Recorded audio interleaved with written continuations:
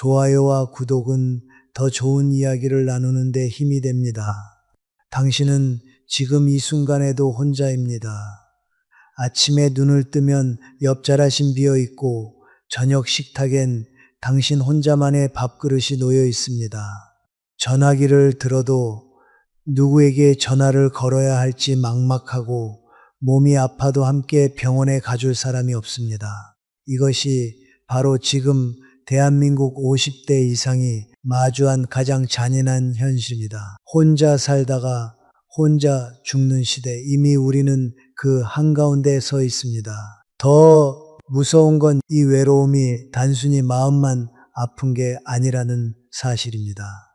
외로움은 하루 담배 15개를 피우는 것만큼 몸에 해롭다는 연구 결과가 있습니다. 고독은 당신의 면역력을 떨어뜨리고 심장을 약하게 만들며 치매 위험을 2배 이상 높입니다. 지금 이 순간에도 당신의 몸속에서는 외로움이라는 독소가 조용히 퍼지고 있는 겁니다. 자식들은 자기 가정 꾸리느라 바쁘고 배우자는 이미 떠났거나 각자의 시간을 살아가고 평생 함께했던 친구들은 하나둘 연락이 끊기고 있습니다.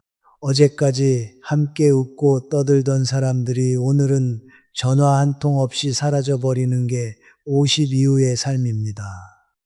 당신은 혹시 이런 경험 해보셨나요?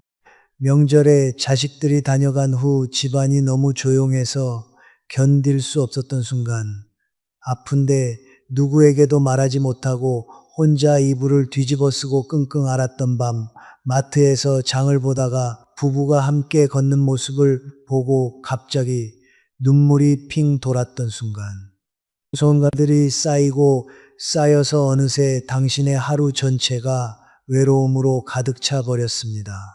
더 끔찍한 건 이 외로움이 당신을 점점 세상 밖으로 밀어내고 있다는 사실입니다. 사람들은 외로울수록 더 움츠러들고 움츠러들수록 더 고립되고 고립될수록 더 외로워집니다. 이 악순환의 고리가 당신 조용히 집안에 가둬버리고 결국엔 세상과 완전히 단절시켜버립니다. 혼자 있는 시간이 길어지면 말수가 줄어들면 사람 만나기가 두려워지고 사람을 안 만나면 관계는 완전히 꺼집니다. 그렇게 당신은 서서히 보이지 않는 사람이 되어갑니다. 아무도 찾지 않고 아무도 기억하지 않는 사람. 하지만 여기서 한 가지 충격적인 진실을 말씀드리겠습니다. 이 모든 외로움과 고독은 당신의 선택이 아니었지만 이제부터의 삶은 당신의 선택이 될 수 있습니다. 혼자라는 현실을 비극으로 받아들일 것인가? 아니면 새로운 자유로 받아들일 것인가? 이 선택의 갈림길에서 당신이 어느 쪽을 선택하느냐에 따라 남은 인생이 완전히 달라집니다. 지금 이 순간 당신에게 꼭 필요한 건 동정이나 위로가 아닙니다. 당신에게 필요한 건 혼자 살아도 외롭지 않은 삶을 만드는 구체적인 방법입니다. 혼자여도 의미 있고 혼자여도 따뜻하며 혼자여도 충분히 행복한 삶을 사는 방법 말입니다. 오늘 이 영상은 바로 그 방법을 알려드리기 위해 준비했습니다. 지금부터 제가 들려드릴 이야기는 단순한 위로가 아니라 실제로 혼자 사는 삶을 바꾼 사람들의 진짜 이야기입니다. 그들이 어떻게 외로움을 이겨냈는지, 어떻게 혼자여도 행복한 삶을 만들었는지 그 구체적인 방법들을 하나하나 보여드리겠습니다. 이 영상을 끝까지 보신다면 당신의 내일은 오늘과 분명 달라질 겁니다. 혼자라는 현실은 바꿀 수 없지만 혼자 사는 방식은 얼마든지 바꿀 수 있으니까요. 지금 이 순간부터 당신의 삶을 바꿀 준비가 되셨다면 끝까지 함께 해주시기 바랍니다.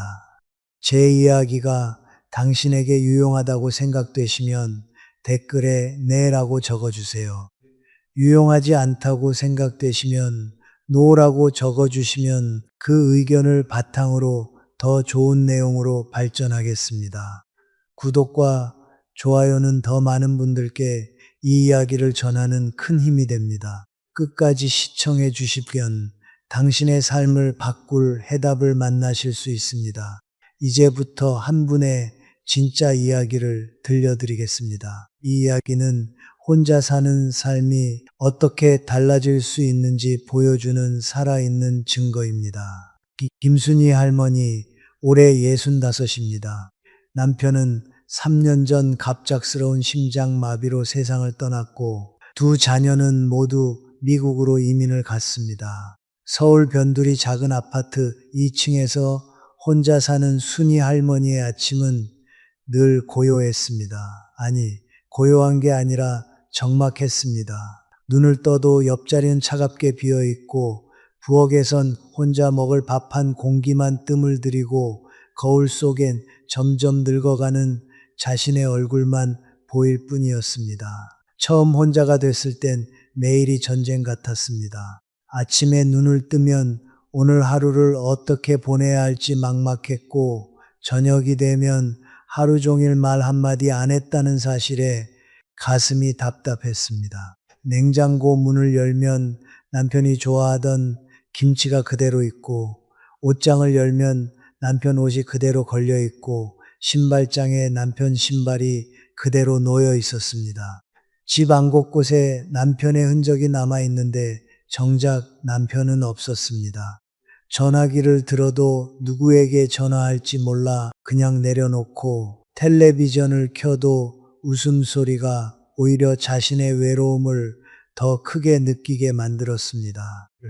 자식들은 한 달에 한 번 영상 통화를 했지만 통화가 끝나고 나면 오히려 더 공허했습니다. 화면 속 자식들은 너무 행복해 보였고 손주들은 너무 잘 자라고 있었고 며느리와 사위는 너무 다정했습니다. 그런데 그 행복한 가족 사진 속에 자신은 없었습니다. 어느 날 밤 순희 할머니는 욕실 거울 앞에 서서 자신의 얼굴을 한참 들여다봤습니다. 주름이 깊어진 얼굴, 생기 없는 눈빛, 축 처진 입꼬리, 머리카락은 반쯤 하얗게 새었고 볼은 푹 꺼졌으며 눈가엔 다크서클이 깊게 패여 있었습니다. 거울 속이 낯설었습니다. 저게 정말 나인가?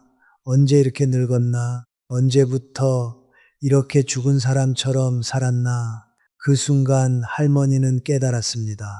이렇게 살다간 정말 혼자 죽겠구나. 아무도 모르는 채로 아무 의미 없이 그냥 조용히 사라지겠구나. 그날 밤 순희 할머니는 남편 영정 앞에 앉아 한참을 울었습니다. 당신 나 이제 어떻게 살아야 해요? 당신 없이 어떻게 살아요? 혼자 밥 먹고 혼자 자고 혼자 늙어가는 게 이렇게 힘든 줄 몰랐어요. 하지만 울다가 문득 생각했습니다. 남편이라면 뭐라고 했을까? 아마 이렇게 말했을 겁니다. 당신 그렇게 울고만 있지 말고 밖에 좀 나가요. 사람도 만나고 뭐라도 하면서 살아요. 그날 밤 순희 할머니는 결심했습니다. 혼자 죽더라도 혼자 사는 동안만큼은 살아있고 싶다고. 남편이 보고 있다면 부끄럽지 않게, 자식들이 걱정하지 않게, 무엇보다 나 자신에게 떳떳하게 살고 싶다고. 다음날 아침 할머니는 평소보다 1시간 일찍 일어났습니다. 침대에서 일어나 창문을 활짝 열었습니다. 찬 공기가 얼굴을 스쳤고 아침 햇살이 방 안으로 쏟아져 들어왔습니다. 할머니는 심호흡을 크게 3번 했습니다. 그리고 처음으로 제대로 된 아침 식사를 준비했습니다. 토스트 2장을 구워 버터를 바르고 계란 프라이를 붙이고 따뜻한 우유 한 잔을 데웠습니다. 혼자 먹는 밥이지만 정성스럽게 식탁보를 깔고 접시를 예쁘게 놓았습니다. 식탁에 앉아 천천히 먹으면서 창밖을 바라봤습니다. 아침 햇살이 커튼 사이로 들어오고 나뭇잎이 바람에 흔들리고 참새 한 마리가 베란다 난간에 앉아 제잘거리고 있었습니다. 그 순간 할머니는 생각했습니다. 세상은 여전히 아름답구나. 내가 혼자라고 해서 세상까지 멈춘 건 아니구나. 나도 여전히 살아있구나. 그날부터 순이 할머니의 하루는 달라지기 시작했습니다. 아침 식사 후엔 꼭 동네 공원을 한 바퀴 걸었습니다.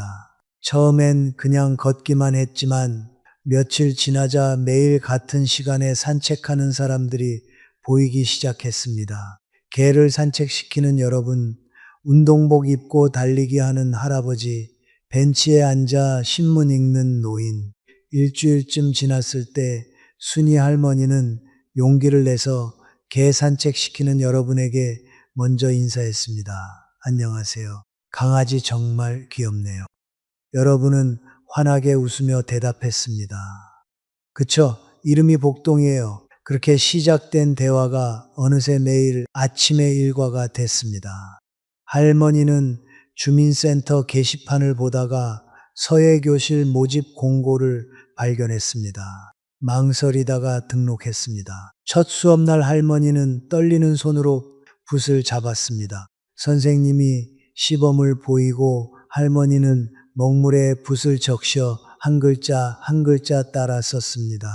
붓 끝에서 먹물이 종이 위로 스며들고 획이 하나씩 완성되는 걸 보면서 마음이 차분해졌습니다. 그곳에서 만난 할머니 할아버지들과 수업 끝나고 함께 복지관 카페에서 커피도 마시고 가끔은 저렴한 김밥집에서 점심도 같이 먹었습니다. 처음엔 어색했지만 몇 번 만나다 보니 서로 편해졌습니다. 저녁엔 혼자만의 시간을 가졌습니다.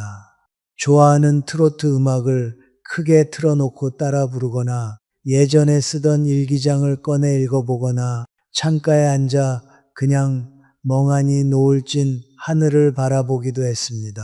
이상했습니다. 분명 혼자인데 외롭지 않았습니다. 아니, 혼자이기 때문에 오히려 편안했습니다. 누구 눈치 볼 필요 없이 내가 하고 싶은 걸 하고 내가 먹고 싶은 걸 먹고 내가 쉬고 싶을 때 쉬는 삶, 그게 바로 자유였습니다. 6달이 지났을 때 순이 할머니는 거울 앞에 다시 섰습니다. 이번엔 달랐습니다. 얼굴엔 생기가 돌고 눈빛엔 빛이 있었으며 입꼬리가 살짝 올라가 있었습니다. 주름은 여전했지만 그 주름 사이로 미소가 번졌습니다. 할머니는 거울 속 자신에게 말했습니다. 혼자 있어도 괜찮아. 너는 잘하고 있어. 지금 순이 할머니는 여전히 혼자 삽니다. 하지만 더는 외롭지 않습니다. 혼자 있는 시간을 두려워하지 않고 오히려 그 시간을 온전히 자기 것으로 만들었습니다.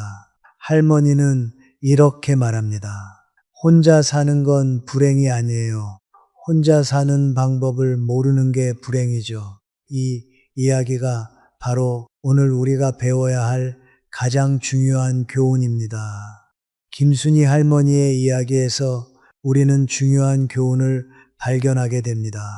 혼자라는 현실을 바꿀 수는 없지만 혼자 사는 방식은 얼마든지 바꿀 수 있다는 사실입니다. 할머니가 보여준 변화의 핵심은 바로 3가지였습니다. 첫째, 외로움을 인정하는 용기였습니다. 할머니는 거울 앞에서 자신의 외로움을 정면으로 마주했습니다. 외로움을 숨기거나 부정하는 대신 그래, 나는 지금 외롭다고 솔직하게 인정했습니다. 이 인정이야말로 변화의 시작이었습니다.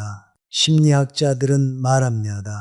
감정을 인정하는 순간 그 감정은 당신을 지배하는 힘을 잃는다고. 외로움도 마찬가지입니다.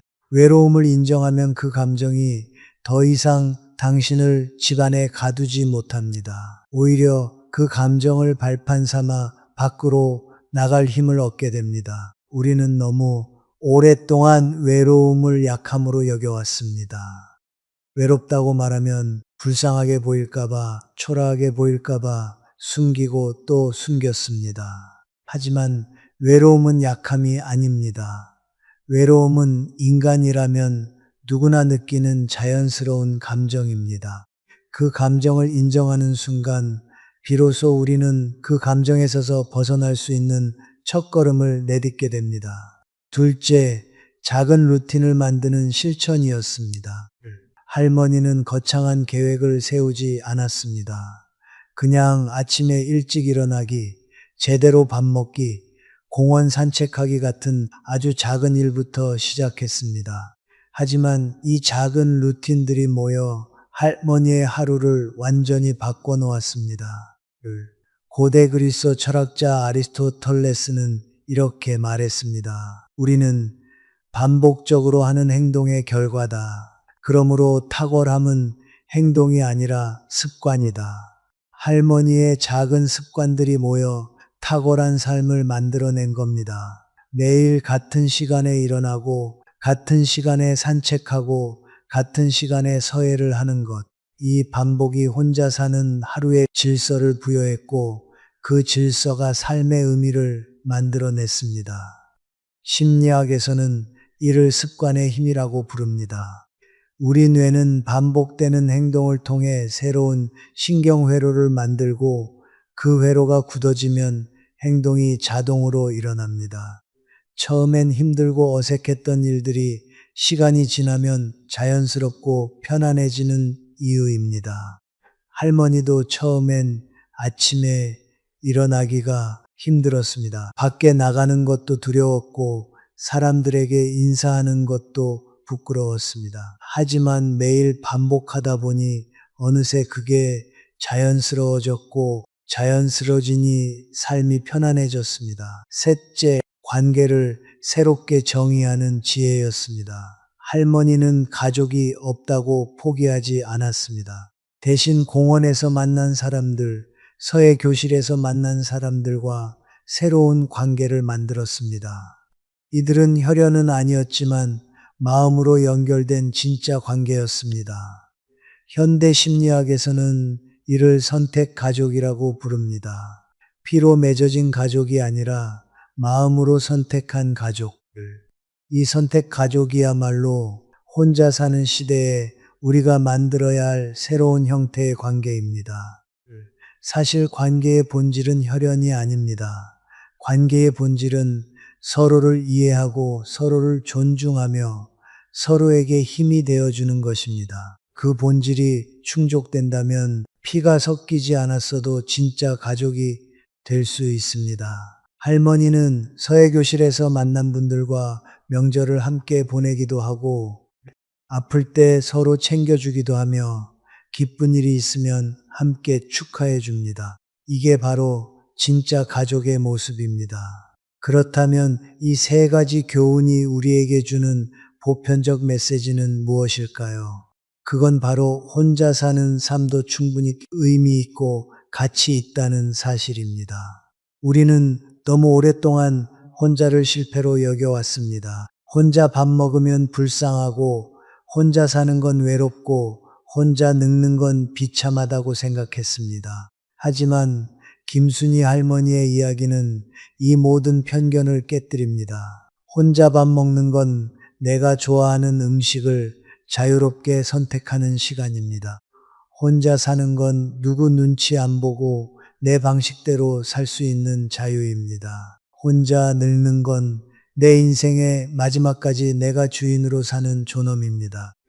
프랑스 실존주의 철학자 장폴 사르트르는 말했습니다. 인간은 자유롭도록 선고받았다. 우리는 선택할 수가밖에 없고 그 선택에 책임을 져야 한다고. 혼자 사는 것도 선택입니다.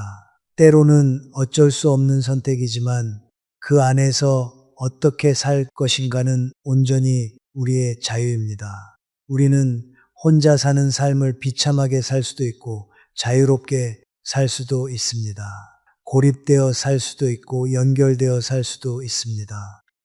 의미 없이 살 수도 있고 의미 있게 살 수도 있습니다. 이 모든 것은 우리의 선택입니다. 그렇다면 이제 우리는 무엇을 해야 할까요? 바로 행동입니다. 아무리 좋은 이야기를 들어도 아무리 감동적인 사례를 봐도 행동하지 않으면 아무것도 바뀌지 않습니다. 김순희 할머니도 처음엔 그냥 생각만 했습니다. 변해야지, 달라져야지, 뭔가 해야지. 하지만 진짜 변화는 생각이 아니라 행동에서 시작됐습니다. 아침에 일찍 일어나는 행동, 밖으로 나가는 행동, 사람에게 먼저 인사하는 행동, 이 작은 행동들이 모여 할머니의 삶을 완전히 바꿔놓았습니다. 심리학에서는 이를 행동 활성화라고 부릅니다. 기분이 좋아지기를 기다리는 게 아니라 먼저 행동하면 기분이 따라온다는 원리입니다. 외롭지 않은 기분이 들기를 기다리지 마세요. 먼저 행동하세요. 그러면 기분이 따라옵니다. 혼자 사는 삶도 마찬가지입니다. 외롭지 않은 삶을 꿈꾸기만 하면 아무것도 바뀌지 않습니다. 하지만 작은 행동 하나를 시작하면 그 행동이 다음 행동을 부르고 그 행동들이 모여 새로운 삶을 만들어냅니다. 지금 이 순간 당신에게 필요한 건 완벽한 계획이 아닙니다. 당신에게 필요한 건 오늘 당장 실천할 수 있는 작은 행동 하나입니다. 그 작은 행동이 무엇인지 지금부터 구체적으로 알려드리겠습니다. 그럼 이제 여러분이 오늘 당장 실천할 수 있는 구체적인 방법들을 알려드리겠습니다. 작은 행동 하나가 여러분의 인생을 완전히 바꿀 수 있습니다.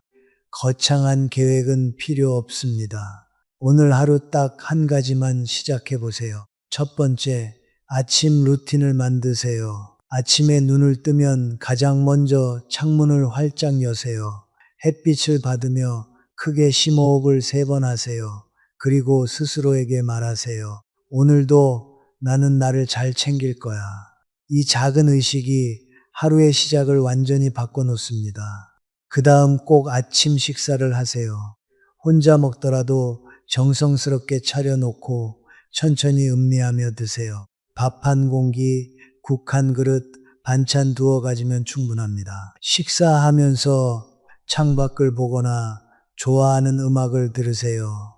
혼자 먹는 식사 간시가 외로운 게 아니라 온전히 나를 위한 시간임을 느껴보세요. 식탁에 앉아 밥을 먹으면서 오늘 하루 뭘 할지 생각해 보세요. 작은 계획 하나만 세워도 됩니다.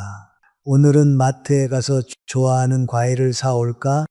오늘은 공원을 한 바퀴 더 걸어볼까? 이런 작은 계획이 하루의 방향을 만들어줍니다. 두 번째, 매일 밖으로 나가세요. 멀리 갈 필요 없습니다. 동네 한 바퀴, 공원 산책, 마트 장보기 뭐든 좋습니다. 중요한 건 집 밖의 공기를 마시는 겁니다. 밖에 나가면 사람들이 보입니다. 처음엔 그냥 지나치기만 해도 됩니다. 익숙해지면 가볍게 목례를 하세요. 더 익숙해지면 안녕하세요. 한마디 건네보세요. 이 작은 인사 하나가 고립을 막아주는 방패가 됩니다. 인사를 나누다 보면 자연스럽게 대화가 시작됩니다. 오늘 날씨 참 좋네요. 산책하세요. 강아지 정말 귀엽네요.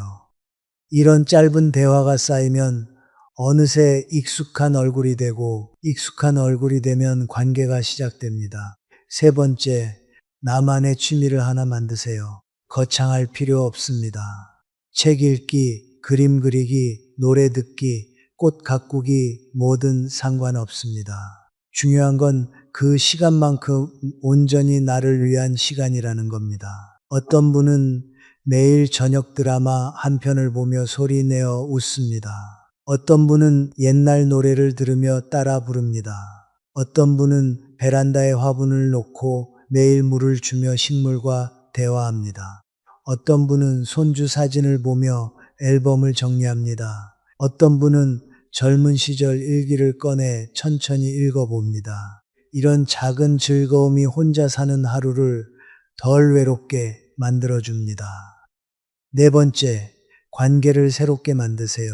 주민센터나 복지관에서 하는 프로그램에 참여해 보세요. 노래교실, 그림교실, 운동교실 뭐든 좋습니다. 처음엔 어색하고 불편할 수 있습니다. 하지만 두세 번 가다 보면 익숙한 얼굴들이 보이기 시작합니다. 그들과 가볍게 인사하고 이야기 나누고 때론 차 한잔 마시는 관계로 발전할 수 있습니다.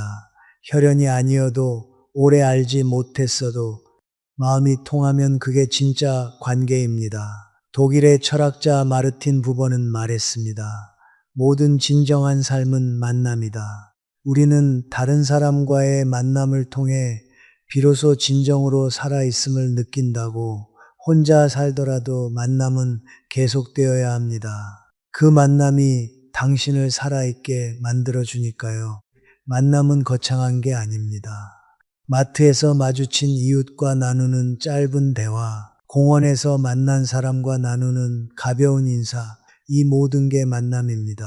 다섯 번째, 누군가를 돕는 일을 해보세요. 작은 도서관에서 책 정리 봉사를 하거나 독거노인 말벗 봉사에 참여하거나 동네 환경 정화 활동에 나가보세요. 놀랍게도 사람은 누군가를 도울 때 자신이 더 위로받습니다.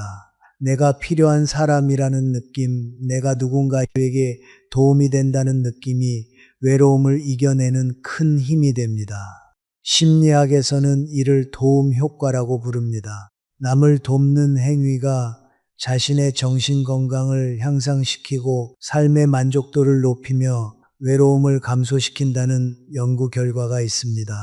봉사는 남을 위한 것 같지만 사실은 나를 위한 것입니다.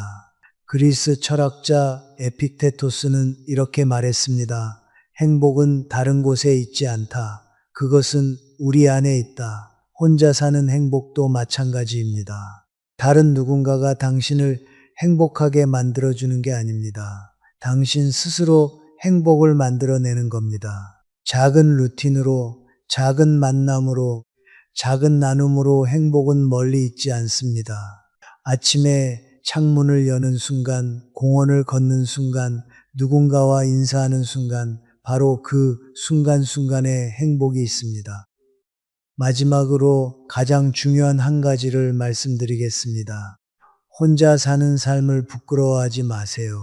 혼자 밥 먹는다고, 혼자 산책한다고, 혼자 영화 본다고 부끄러워할 이유가 전혀 없습니다. 오히려 그건 당당한 선택입니다. 내 삶을 내 방식대로 살아가는 자유로운 선택입니다. 혼자여도 충분히 빛나고, 혼자여도 충분히 의미 있으며, 혼자여도 충분히 아름답습니다. 당신은 혼자가 아닙니다. 지금 이 영상을 보는 수많은 분들이 당신과 같은 마음으로, 같은 고민으로, 같은 길을 걷고 있습니다. 우리는 혼자지만 함께 있으니 후어 여러분이 실천하실 것이 몇 번인지 댓글로 꼭 적어주세요. 한 가지만 실천하실 건가요? 아니면 5가지 모두 실천하실 건가요? 여러분의 댓글 하나하나가 저에게 큰 힘이 되고 더 나은 콘텐츠를 만드는 데 큰 도움이 됩니다. 여러분의 참여가 이 채널을 더 유용하게 만들어줍니다. 당신의 작은 댓글 하나가 또 다른 누군가에게 용기가 될 수 있습니다. 오늘부터 시작하세요. 창문을 열고 밖으로 나가고 사람에게 인사하고 나를 위한 시간을 만드세요. 그 작은 행동들이 모여 당신의 혼자 사는 삶을 완전히 바꿔 놓을 겁니다. 혼자 살아도 괜찮습니다. 아니, 혼자이기에 더 자유롭고 혼자이기에 더 온전히 나아갈 수 있습니다. 당신의 남은 인생이 누구보다 빛나고 아름답기를 진심으로 응원합니다. 지금 당신 곁에 사람이 없더라도 당신의 마음속엔 여전히 따뜻함이 있습니다. 그 따뜻함을 지키며 오늘도 한 걸음 한 걸음 걸어가시길 바랍니다. 그리고 이어서 다음 주제를 공유하겠습니다. 노후에 절대 살면 안 되는 3곳. 수명이 짧아지고 돈은 싹 날립니다. 여러분 잠깐만요. 지금 이 영상을 보고 계신 분들 중에 혹시 자녀 집으로 들어갈 생각하시는 분 계신가요? 아니면 한적한 시골로 내려가서 여생을 보내실 계획이신가요? 제발 이 영상 끝까지 보시고 결정하세요. 제가 지금부터 말씀드릴 내용은 여러분의 남은 인생을 완전히 바꿀 수 있는 이야기입니다. 통계를 보면 정말 충격적입니다. 노후에 잘못된 곳에 거주하신 분들 중 30% 이상이 우울을 겪고 계십니다. 더 놀라운 건 평균 수명이 5년 이상 짧아진다는 연구 결과도 있다는 겁니다. 여러분이 평생 모은 재산도 잘못된 선택 하나로 바닥날 수 있습니다. 제가 20년 넘게 시니어 분들을 상담하면서 수없이 봤습니다. 건강하시던 분들이 불과 1년 만에 완전히 다른 사람이 되는 거예요. 웃음이 사라지고 활력이 떨어지고 병원 출입이 잦아지는 모습을요. 그분들이 한결같이 하시는 말씀이 있습니다. 진작 알았다면 이런 선택 안 했을 거라고요. 여러분 집은 그냥 집이 아닙니다. 그곳은 여러분의 건강을 지켜주는 곳이어야 여러분의 자존감을 세워주는 곳이어야 합니다. 근데 많은 분들이 막연한 환상이나 의무감 때문에 잘못된 선택을 하십니다. 자녀들 보기 좋으라고 남들이 그러니까 돈이 아까워서 참고 사시는 겁니다. 하지만 진실을 말씀드리겠습니다. 노후에 잘못된 곳에 사시면 건강을 잃습니다. 응급 상황에 대처 못해서 생명이 위험해질 수 있습니다. 사람 관계가 끊기면서 고독사 위험에 노출됩니다. 경제적으로도 오히려 더 많은 돈이 나갑니다. 이건 협박이 아닙니다. 제가 직접 목격한 수많은 사례들의 공통점입니다. 그리고 오늘 제가 말씀드릴 세 곳, 이곳만은 절대 피하셔야 합니다. 첫 번째는 많은 분들이 당연하게 생각하는 그곳입니다. 두 번째는 은퇴 후 로망으로 여기는 그곳이고요. 세 번째는 평생 꿈꾸던 바로 그곳입니다.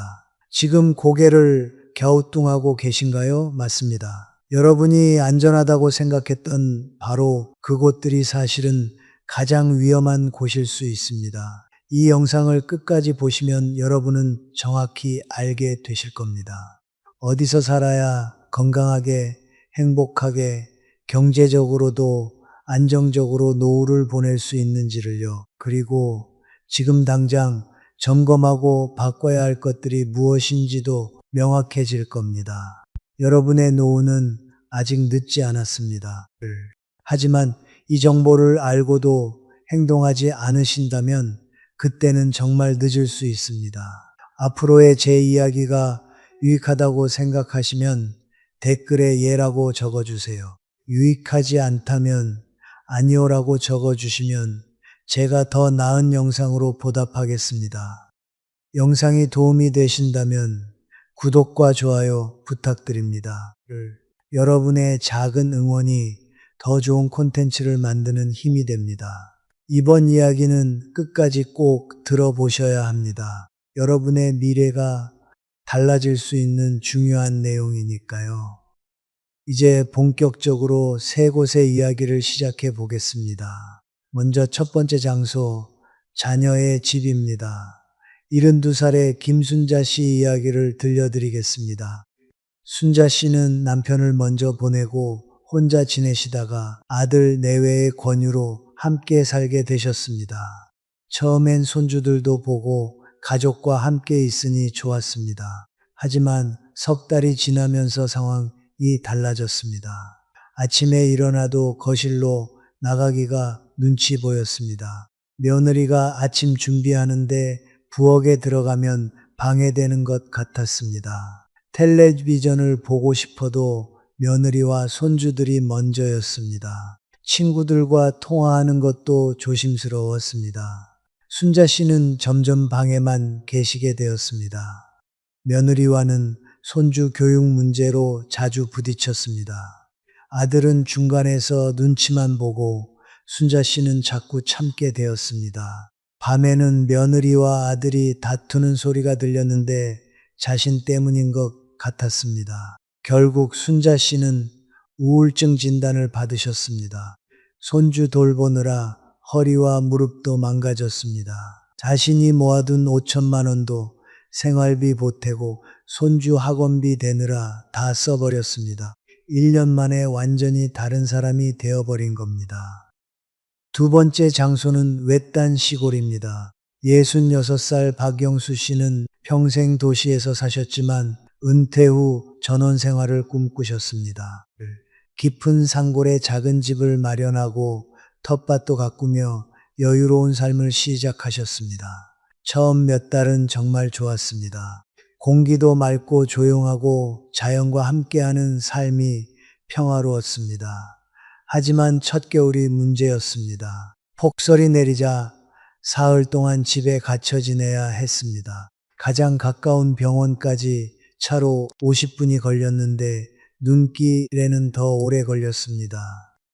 어느 날 가슴이 답답해서 응급실에 가려는데 택시도 안 왔습니다. 영수 씨는 그제야 깨달았습니다. 문화센터도 없고 친구들 만날 곳도 없고 도서관도 멀었습니다. 예전 직장 동료들이 보고 싶어도 왕복 4시간이 걸려 자주 볼 수 없었습니다. 점점 고립되어 가는 느낌이었습니다. 집 관리도 만만치 않았습니다. 보일러 고장, 수도 동파, 지붕 수리에 매년 수백만 원이 들어갔습니다. 장 보러 나가는 것도 일이었고 기름값만 한 달에 20만 원이 넘었습니다. 오히려 도시에서 살 때보다 돈이 더 많이 드는 겁니다. 세 번째 장소는 과도하게 큰 집입니다. 70살 이정희 씨는 평생 작은 집에서 사시다가 은퇴 후 40평대 아파트를 구매하셨습니다. 자식들 왔을 때 넓은 집에서 편하게 지내라는 마음이었습니다. 하지만 막상 들어가니 관리비가 매달 30만 원이 넘었습니다. 겨울 난방비는 70만 원까지 나왔습니다. 넓은 집 청소하는 것도 너무 힘들었습니다. 허리가 아파서 방 3개 중 1개만 쓰게 되었습니다. 나머지 방은 그냥 닫아두고 지냈습니다.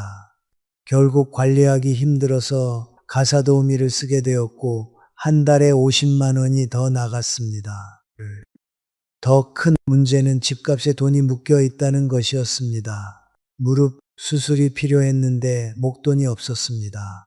은행에서 대출을 받아야 했고 매달 이자만 40만 원이 나갔습니다.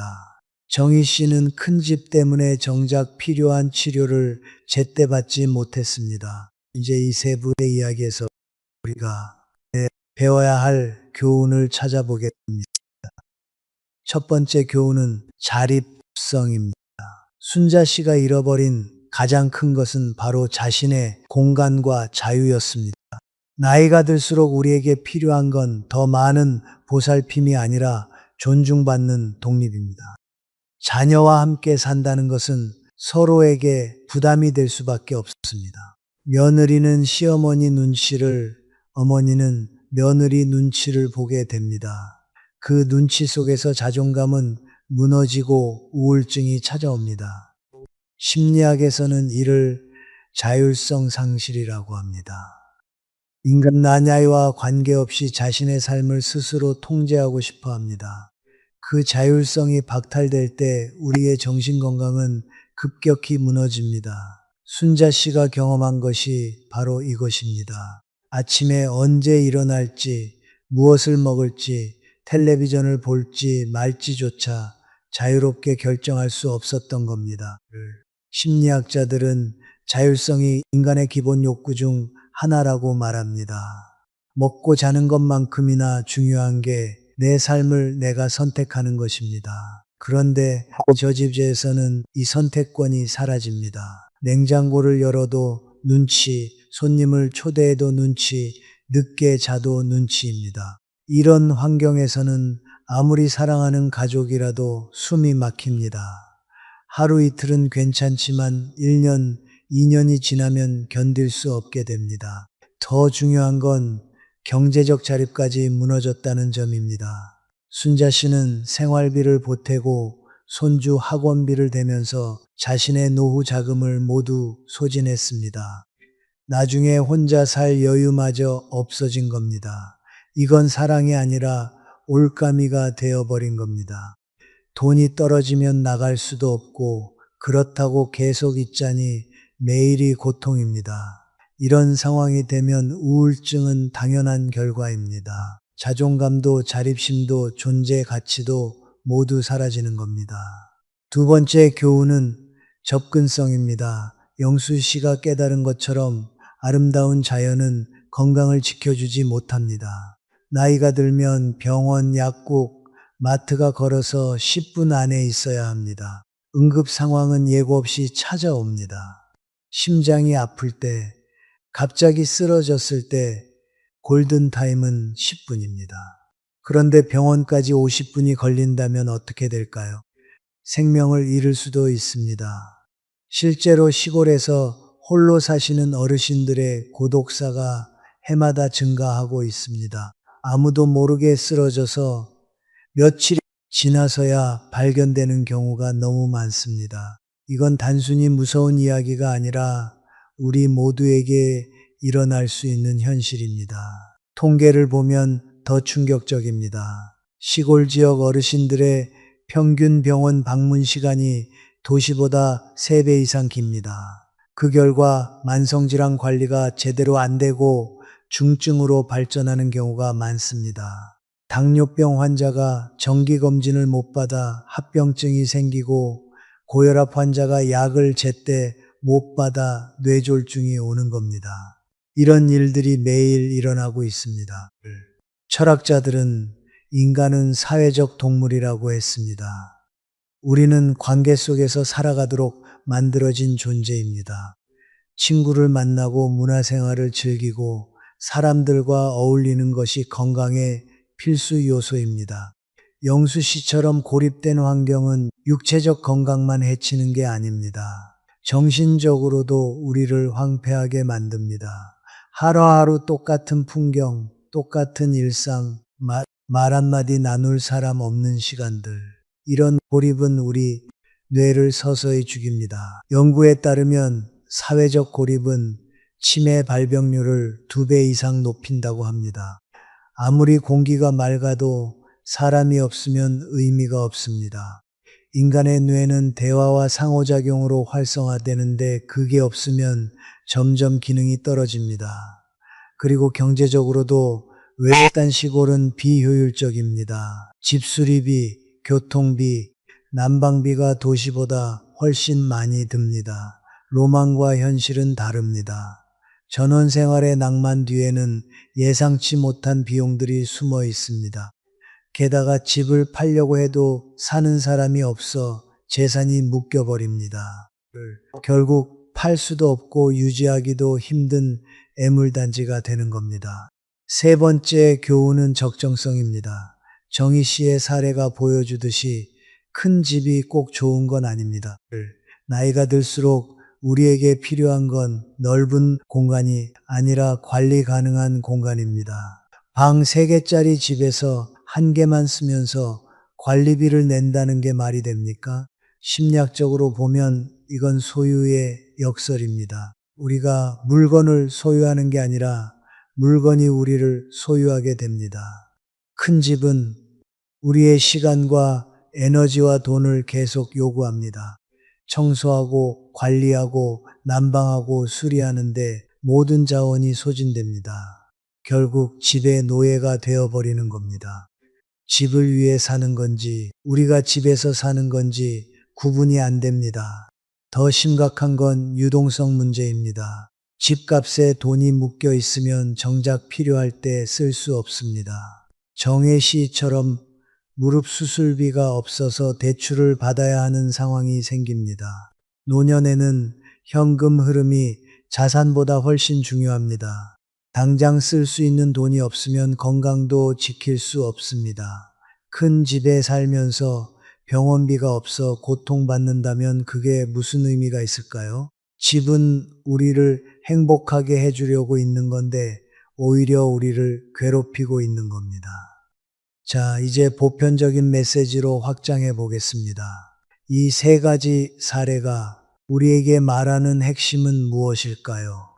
노후의 행복은 어디에 사느냐가 아니라 어떻게 사느냐에 달려 있다는 것입니다.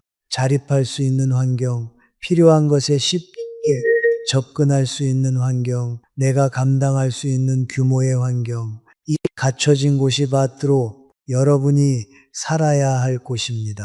그것이 작은 원룸이든 작은 아파트든 상관없습니다. 중요한 건 크기가 아니라 적합성입니다. 우리 사회는 큰 것이 좋다고 가르쳐 왔습니다.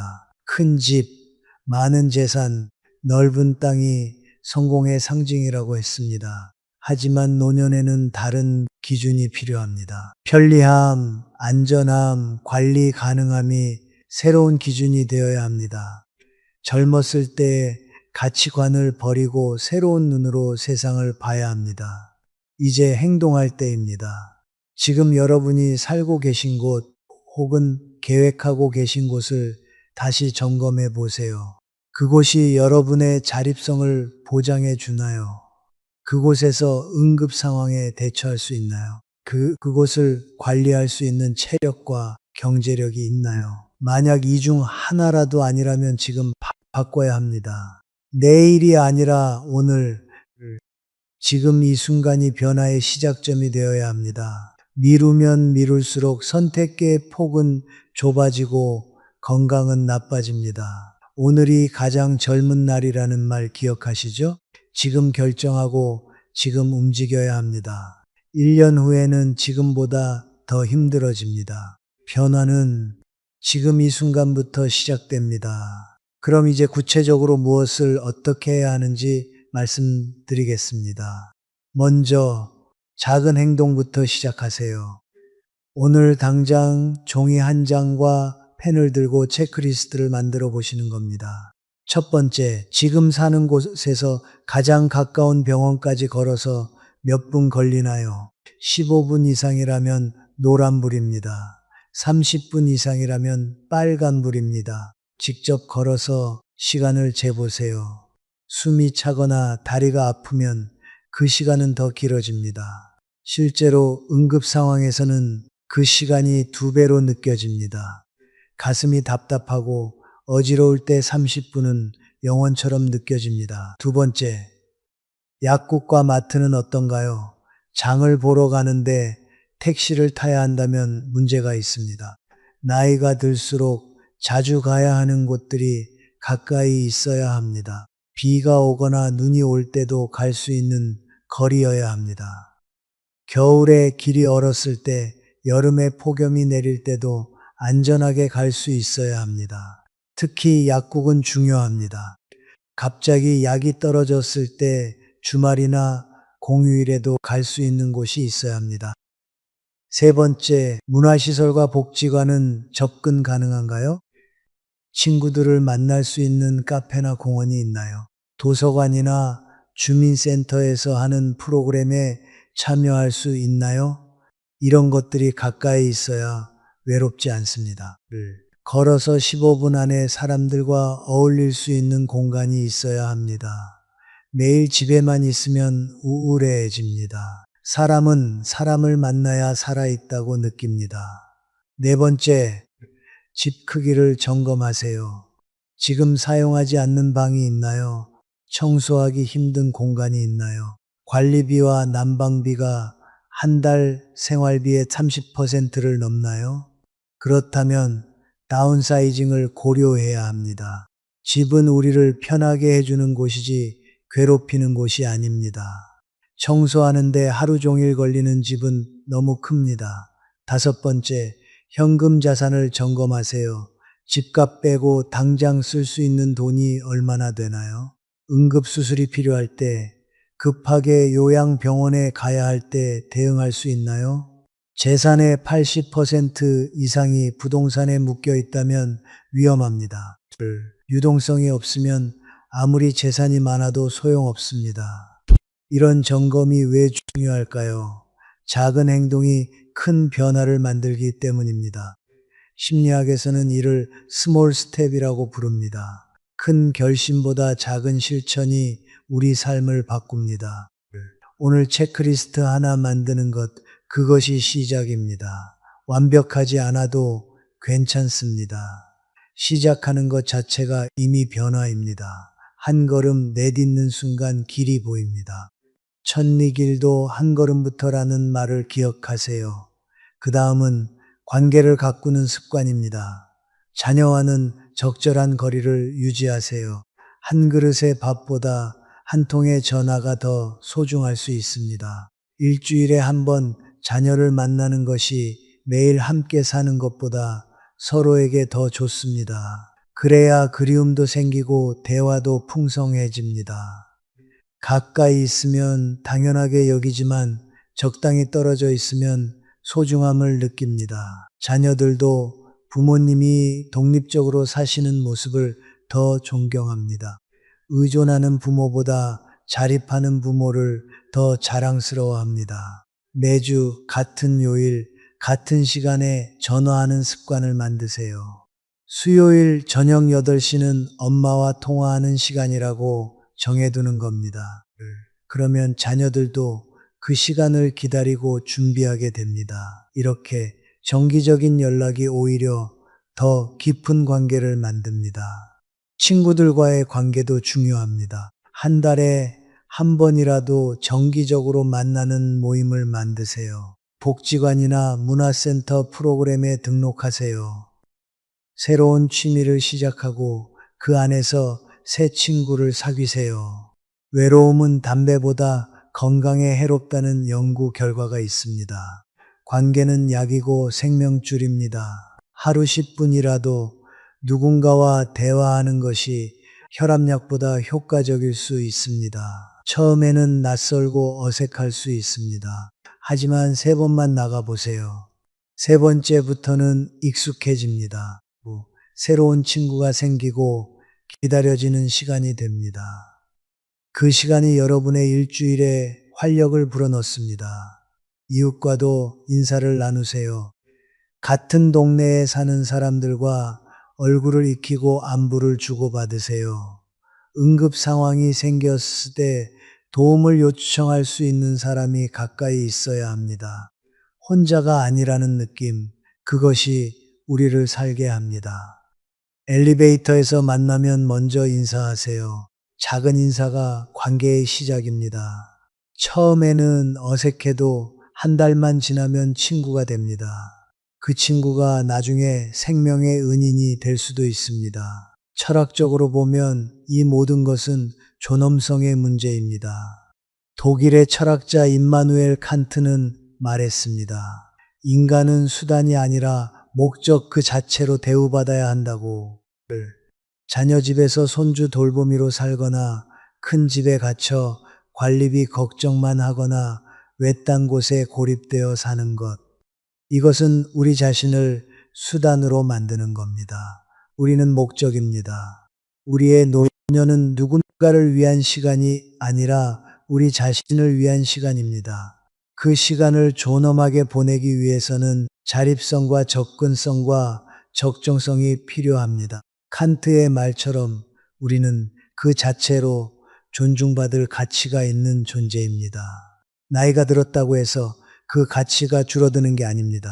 오히려 더 존중받아야 마땅합니다. 그리스덕작 아리스토텔레스는 좋은 삶이란 덕을 실천하며 사는 것이라고 했습니다. 노년의 덕은 무엇일까요? 바로 지혜롭게 사는 것입니다. 젊었을 때의 방식을 고집하지 않고 현재 상황에 맞게 적응하는 것, 이것이 노년의 지혜입니다. 고집 부리지 말고 변화를 받아들이세요. 심리학자 에릭 에릭슨은 노년기의 과제가 자아 통합이라고 했습니다. 내 삶을 돌아보고 의미를 찾고 평화롭게 받아들이는 것. 하지만 자존감이 무너지고 건강이 나빠지면 자아 통합은 불가능합니다. 우리가 제대로 된 곳에서 살아야 하는 이유가 바로 여기에 있습니다. 우리 삶을 정리하고 받아들이려면 먼저 안정된 환경이 필요합니다. 마음의 평화는 몸의 안정에서 시작됩니다. 자, 이제 구체적인 행동 계획을 세워봅시다. 첫 번째 행동, 오늘부터 일주일 안에 체크리스트 점검을 끝내세요. 병원, 약국, 마트, 문화시설까지의 거리를 재보세요. 직접 걸어서 시간을 재보시는 겁니다. 그리고 결과를 적으세요. 이게 현실을 직시하는 첫걸음입니다. 객관적으로 내 상황을 파악해야 올바른 결정을 내릴 수 있습니다. 종이에 적어서 냉장고에 붙여두세요. 매일 볼 때마다 생각하게 됩니다. 두 번째 행동 필요하다면 이사를 고려하세요. 다운사이징이 두렵지 않습니다. 작은 집으로 이사하면 관리비도 줄고 청소도 편하고 여유 자금도 생깁니다. 그 돈으로 건강검진 받고 여행도 가고 친구들과 맛있는 것도 먹으세요. 물건을 버리는 게 아니라 짐을 내려놓는 겁니다. 가벼워질수록 더 자유로워집니다. 짐이 많으면 몸도 마음도 무거워집니다. 부동산 중개소에 가서 상담받는 것부터 시작하세요. 내 집이 얼마에 팔릴지, 작은 집은 얼마인지 알아보세요. 정보를 아는 것만으로도 선택의 폭이 넓어집니다. 두려움은 모르는 데서 옵니다. 알고 나면 생각보다 쉽습니다. 세 번째 행동, 자녀와 솔직하게 대화하세요. 함께 살자는 제안을 받았다면 정중하게 거절하세요. 가까이 살되 함께 살지는 않는 것. 그것이 서로를 위한 최선입니다. 자녀들도 마음속으로는 알고 있습니다. 부모님과 함께 사는 게 쉽지 않다는 것을요. 솔직함이 관계를 더 건강하게 만듭니다. 서로 눈치 보며 사는 것보다 솔직하게 대화하는 게 낫습니다. 자녀에게 이렇게 말해 보세요. 엄마는 독립적으로 살고 싶어. 너희와 가까이 살면서 자주 보고 싶지만 함께 살지는 않을 거야. 그게 서로에게 더 좋을 것 같아. 이렇게 분명하게 의사를 표현하는 것이 중요합니다. 네 번째 행동. 지역사회 자원을 활용하세요. 복지관에 가서 어떤 프로그램이 있는지 알아보세요. 주민센터에서 제공하는 서비스를 확인하세요. 노인 일자리 사업이나 자원봉사 기회도 찾아보세요. 집에만 있지 말고 나가서 사람들을 만나세요. 밖으로 나가는 것 자체가 치료입니다. 햇빛도 쬐고 사람도 만나고 움직이는 것, 이게 건강의 비결입니다. 복지관 프로그램 중에는 무료로 들을 수 있는 게 많습니다. 노래교실, 요가교실, 그림교실, 스마트폰 교실까지 다양합니다. 한 가지라도 등록해서 일주일에 한 번은 나가보세요. 그게 여러분 삶의 리듬을 만들어줍니다. 다섯 번째 행동. 비상연락망을 만드세요. 가족, 친구, 이웃 중에서 응급 상황에 연락할 사람을 정해두세요. 혼자 사시더라도 매일 안부를 확인해 줄 사람이 있으면 안전합니다. 요즘은 스마트폰 앱으로도 안부 확인이 가능합니다. 기술을 두려워하지 마세요. 배우면 됩니다. 복지관에서 스마트폰 교실 들으면 금방 배웁니다. 비상연락망에는 최소 3명을 등록하세요. 첫 번째는 자녀, 두 번째는 친한 친구, 세 번째는 가까운 이웃. 이렇게 3단계로 만들어두면 안전합니다. 휴대폰 바탕 화면에 응급 전화 버튼을 만들어 두는 것도 좋습니다. 여러분, 이 5가지 중에서 여러분은 몇 번부터 실천하실 건가요? 댓글로 번호를 적어주세요. 1번부터 할게요. 3번이 시급해 보여요. 5가지 다 해볼게요. 뭐든 좋습니다. 여러분의 댓글 하나하나가 저에게는 큰 힘이 됩니다. 여러분이 참여해 주시면 더 유익한 콘텐츠를 만들 수 있습니다. 여러분의 경험과 생각을 나눠주세요. 우리 함께 지혜를 모아갑시다. 여러분의 작은 참여가 다른 분들에게도 용기가 됩니다. 댓글 하나가 누군가의 인생을 바꿀 수 있습니다. 여러분의 실천 후기를 듣고 싶습니다. 노후는 끝이 아닙니다. 새로운 시작입니다. 여러분이 지금 내리는 선택이 앞으로의 10년, 20년을 결정합니다. 건강하게, 행복하게, 존엄하게 살 권리가 우리 모두에게 있습니다. 현명한 선택을 하세요. 용기를 내세요. 필요하다면 과감하게 바꾸세요. 여러분의 남은 인생은 여러분이 지키는 겁니다. 누가 대신 살아줄 수 없습니다. 여러분 스스로 선택하고 행동해야 합니다. 변화는 어렵습니다. 하지만 변화하지 않으면 더 어려워집니다. 지금 불편함을 감수하면 나중에 편안함을 얻습니다. 지금 편한 것만 선택하면 나중에 고통이 찾아옵니다.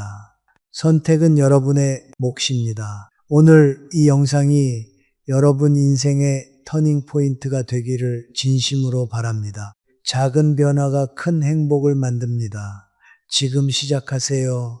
오늘이 바로 그날입니다. 내일을 기다리지 마세요.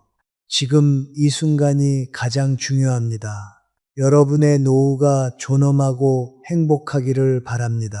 여러분 모두 건강하시고 행복하세요.